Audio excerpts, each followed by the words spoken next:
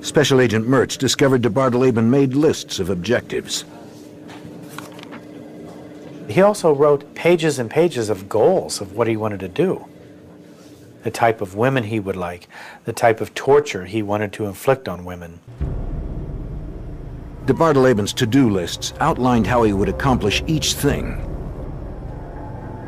He wrote about equipping his car with a hinged license plate that could be flipped up or down from inside the car. Eye bolts on the floor of the vehicle and in the trunk. He made reminders to install soundproofing, security buzzers and alarms to his house. He wanted hidden compartments, a secret area where he could keep women locked up. De Bardeleben had even outlined the most opportune time to kidnap a woman. The level of detail was chilling. Some of his notes were easily understood, while others seemed to have been written in code. He had little initials like, KRK, those kinds of things, which in our mind we thought meant perhaps kidnap, rape, kill. And he had notes to himself about, first of all, he thought he was very smart and that cops were stupid and that he would never be caught because he was smarter than us. As agents looked over the notes, they feared the photographs found in de Bardeleben's lockers were proof he had acted on his plans. The agents found hundreds of photographs of nude women engaged in sadistic sex. Several of them appeared they had been in some act of being bound up or had ligature marks. You could see bright red rings around their wrist. De Bardeleben appeared to have posed many of his victims. Some of the pictures appeared as if they had been taken over a period of days. The victims, all of them women, seemed to grow more disheveled and hollow-eyed with each shot. Investigators had no idea what had happened to these women.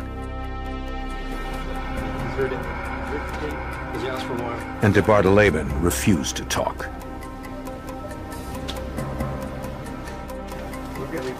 The Secret Service was dealing with a sexual predator. They sought help from the Behavioral Sciences Unit at the FBI. They wanted to better understand their suspect.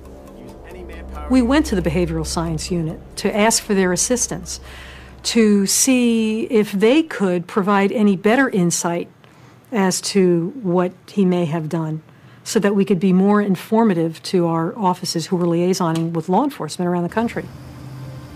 Working out of Quantico, Virginia, the Behavioral Science Unit studied de Bardeleben's notes, tapes, photos, and other souvenirs.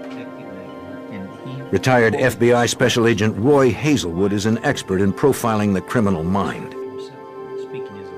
The Secret Service obviously understood that de Bardeleben was involved in sexually violent crimes. They understood that because of tape recordings they'd listened to. They understood it because of photographs that they had the opportunity to observe. They saw the fantastic amount of pornography this man had not only collected but had created himself, both verbal and in written form, as well as visual forms. So they knew that he was involved in sexual crimes. They were specifically interested in my input on the types of sexual crimes and a little bit more of what made de Bardeleben tick. Hazelwood looked into de Bardeleben's background for clues to his personality. He found that the counterfeiter had a criminal record. I learned that at age 16 he was arrested for carrying a concealed weapon. I learned that he was a very assaultive type of person, a very abusive person toward his parents, for example. Hazelwood believed de Bardeleben was attracted to counterfeiting, partly because of the risk. To be able to walk up to a person and con them out of real money and merchandise and give them phony money and walk away, and they can't identify you. Why? Because they're not paying any attention to you. You're just one of hundreds of customers that come in here and buy a pair of socks in a given day, you see? So the risk is also part of the thrill for him. Hazelwood examined the notes de Bardeleben had written. The descriptions of torture pointed to an obsession with inflicting pain on women. Hazelwood concluded de Bardeleben was a sexual sadist. A sexual sadist is an individual who is aroused by the suffering of another person. It is not the infliction of pain. The sexual sadist uses pain as a tool to elicit the suffering. The suffering is the goal. If Hazelwood's assessment was accurate, hundreds of women may have suffered at the hands of de Bardeleben. His notes indicated he planned and outlined every aspect of his proposed crimes against women. In fact, every aspect of his life was devoted to his sadistic behavior. He wanted to buy a house that had a basement with an incinerator and a sadistic play area. I mean, even buying a house, the type of car he had, it had to resemble a police car so he could stop somebody. The type of house he had so he could keep a woman in captivity. The money he had so that he could buy more materials that dealt with deviant sexuality. Every piece of the puzzle of his life went to making up this mosaic of sexually sadistic behavior. For example, the tape recordings. They were all geared to humiliation, degradation of his victims. That's certainly a characteristic of a sexual sadist. The photographs he took. The victims were nude, they were partially nude, they were forced to participate in sexual acts on themselves and on de Bardeleben. That's certainly consistent. The fact that he wrote extensively on his plans, he had goals in life, and a lot of those goals pertained to criminal activities. He talked about, for example, obtaining new identification. That's certainly consistent with a sexual sadist. So I'm going to say that the most important part of my analysis was that the documentation, he was in fact a sexual sadist. Even the tools he used in counterfeiting became part of his sexually sadistic behavior. The camera equipment, certainly used in counterfeiting, definitely used in his sexual crimes. Enlargers, certainly used in counterfeiting, definitely used in his sexual crimes. So there was some overlap between the two types of materials that I looked at. He collected newspaper clippings on various types of crimes. Bank robberies, drug arrests, rapes, homicides, scams, extortions, any type of crime. And he would clip out the articles that pertained to them, and he would learn from those. After studying de Bardeleben's homemade pornography alongside the items found in the storage locker, Hazelwood confirmed the agent's fears that they had captured a sexual predator. What they still did not know were the extent of his crimes or the identities of his victims.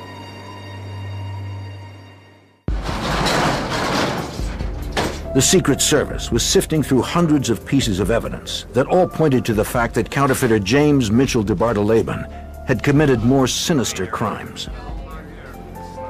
The FBI's Behavioral Sciences Unit confirmed the Secret Service was dealing with a sexual predator. Judging from the quantity of photos found in de Bardeleben's storage locker, he was a successful one. Agents knew sexual offenders often keep personal items from their victims as trophies. De Bardeleben had collected the driver's licenses of nearly 20 young women. The Secret Service set out to find them. Agents located the first woman. Well, I was at this bar. She was a college student who told them she noticed her license was missing after a man tried to pick her up in a bar.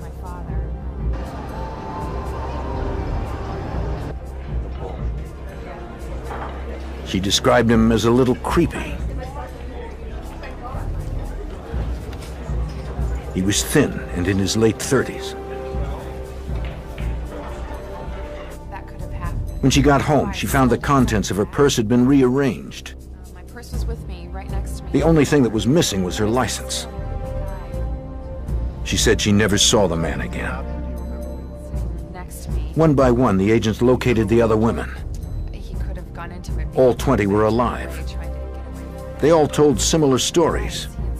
None of them had been attacked. Agents were perplexed. The evidence in the notes pointed to larger crimes.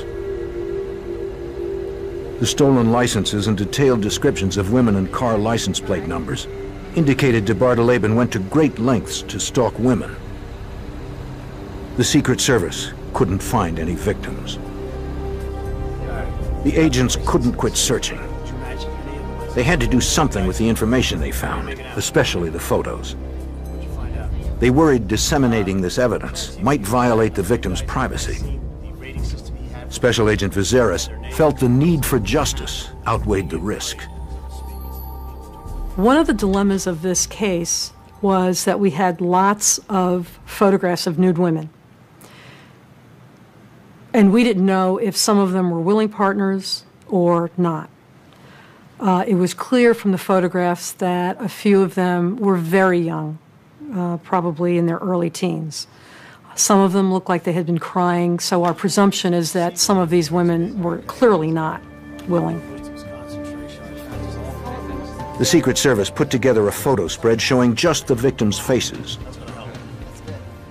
Special Agent Mertz assembled a synopsis with fingerprints, photos, and a list of crimes they believed de Bardeleben may have committed. They took all the information, along with the photo spread of victims, and sent it to law enforcement agencies around the country. We tried to disseminate all this information to the police departments throughout the country to say, here's his MO, this is what he was doing, we think he recorded the rapes, we think he took pictures of his rape victims, he traveled in these states at these times based on the counterfeit note activity, based on the hotel receipts we found. Do any of the crimes in your particular police jurisdiction match this same MO? They sent the information out. Now they would have to wait. It gave them time to take a closer look into de Bardeleben's past. Agent Viserys learned the counterfeiter had been married 5 times. We located all 5 women to try to determine if any of them were involved in the counterfeiting activity. That was our initial interest. But then secondly, we wanted to get as much intelligence from them as we could to figure out what kinds of crimes he had committed and where he was, so we could help make these cases.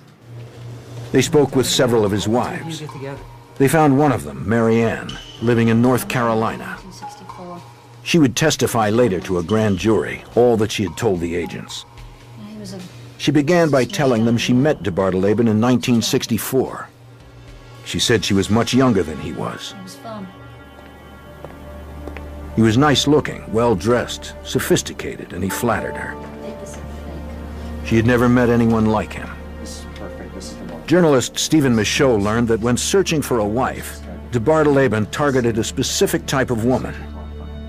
They were very innocent, they knew very little about the wider world, and they were easily manipulated. Another important factor is they tended not to be too terribly self-assured. All right, now you're going to help me with this. Marianne said that de Bardeleben gradually led her into posing nude for his camera. There's nothing wrong with it. It's a business. It's a job. Just going to do it. I don't He eventually took pictures of them both engaged in various sex acts, many of which were sadistic in nature. Special Agent Stevens characterizes de Bardeleben as a master manipulator. The trick that he would use with all of his wives, as soon as he could, he would take compromising photographs of them that would degrade them. And then he would say to them, I've got these negatives, I've got these photographs. I'm going to send them to your mother. I'm going to send them to your father. All the time working them away from their families, owning them. photographs that we got. Agents showed Marianne some of the sadistic photos they had found in de Bardeleben's possession. You might recognize these young ladies. They wanted to know if she could identify any of the women in them. Marianne recognized the pictures had been taken in their home, but she couldn't identify the women. She said de Bardeleben had shown her some photos like these in which he was abusing women sexually. When she threatened to go to the police, He tied her to the bed and performed sexual atrocities on her.